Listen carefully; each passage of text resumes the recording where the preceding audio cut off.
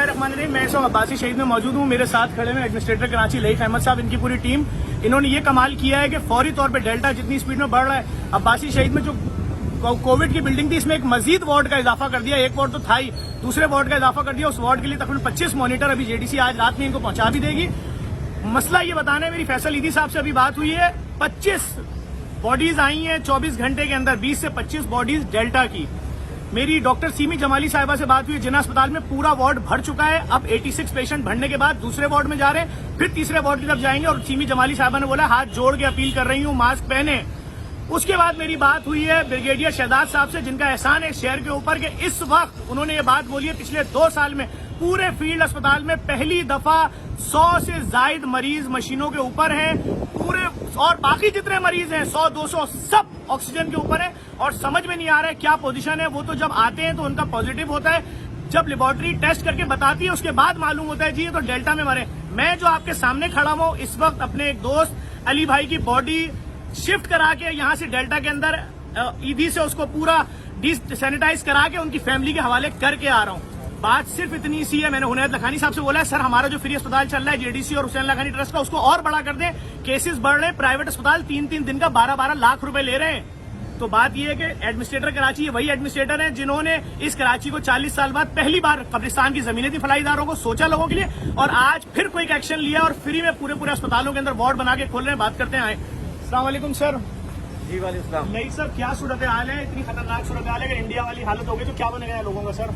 वाकई बहुत ख़राब सूरत हाल है। मैं आपका शुक्रिया अदा करूंगा जिस तरह से आप यहाँ पर रेजिस्टेंस कर रहे हैं लोगों की और इंसानियत के लिए, फलाह के लिए काम कर रहे हैं।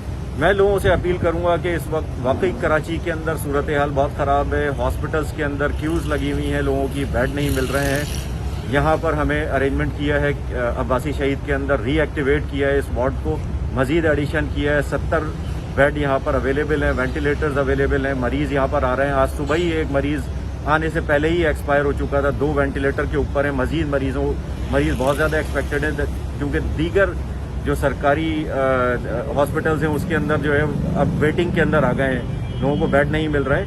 मैं अपील करूंगा कि SOPs का ख्याल रखें, तकरीबात से परहेज करें, आइसोलेट करें अपने आप को, गवर्नमेंट की इंस्ट्रक्शंस को फॉलो करें। ये एक बड़ा डिजास्टर की शक्ल में सामने आ सकता है अगर ये एहतियातें नहीं की गई।